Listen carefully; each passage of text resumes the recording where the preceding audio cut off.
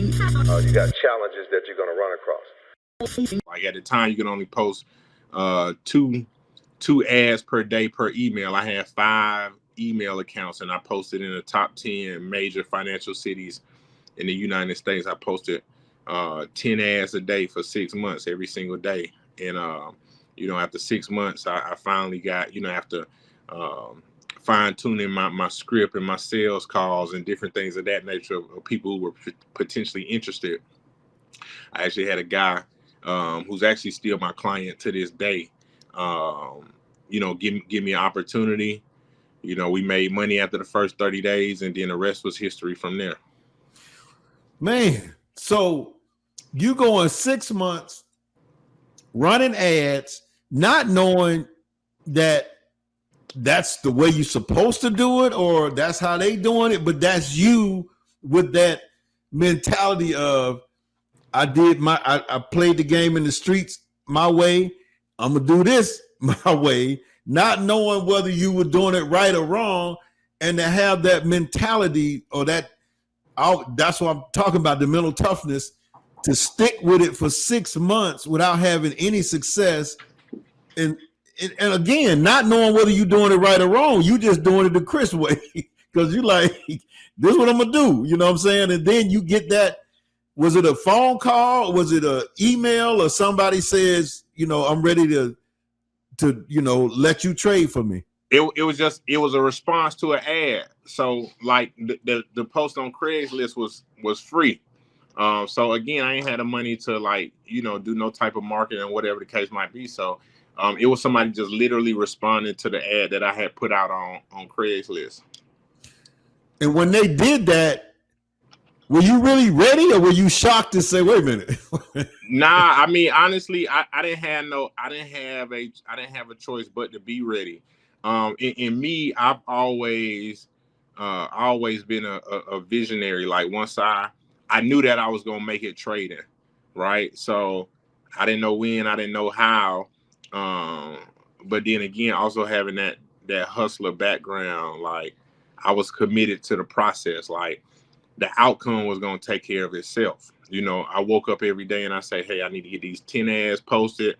And then I'm looking at the computer the rest of the day, or I'm watching videos, or I'm reading books the rest of the day. Like I wasn't dating no girls seriously. I wasn't clubbing. I wasn't going to the movies, to hanging out, and none of that. Like, I was committed to figuring out, because I knew for me, like if I didn't figure it out, like I was going to go back to the streets. And I knew that's not what I wanted to do. But more importantly, I made a promise to my family that, I was going to figure things out. So, I ain't really had no choice.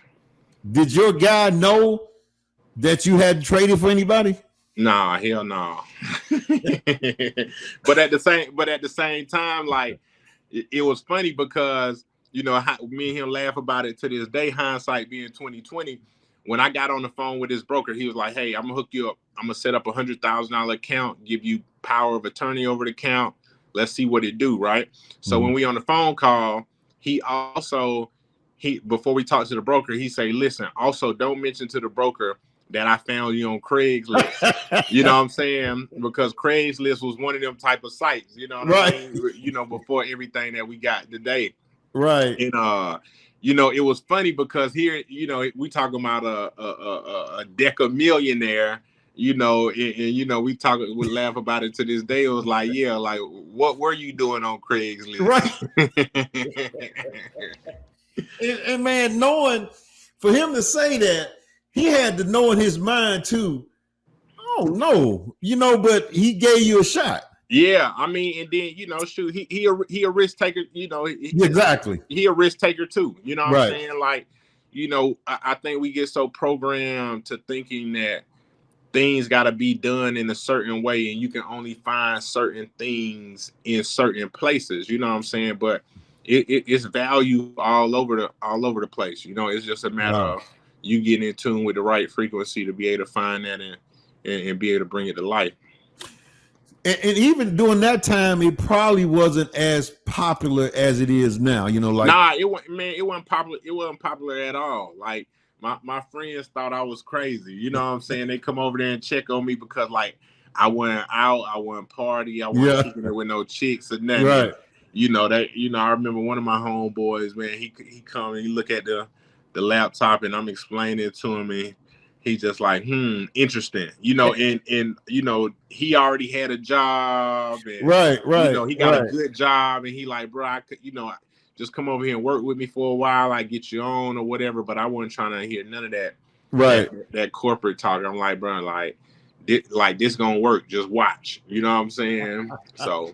Man, that's cool, man. I tell you, you know, in sales, we used to train on when somebody used that word interesting, you knew that they didn't believe. So, you know, we used to do a presentation. They said, what you think? Interesting. We like, oh, you cooked. Yeah. So he probably thought, what are you doing sitting there looking at that screen all day? And you trying to tell him what's about to happen, and he has no clue.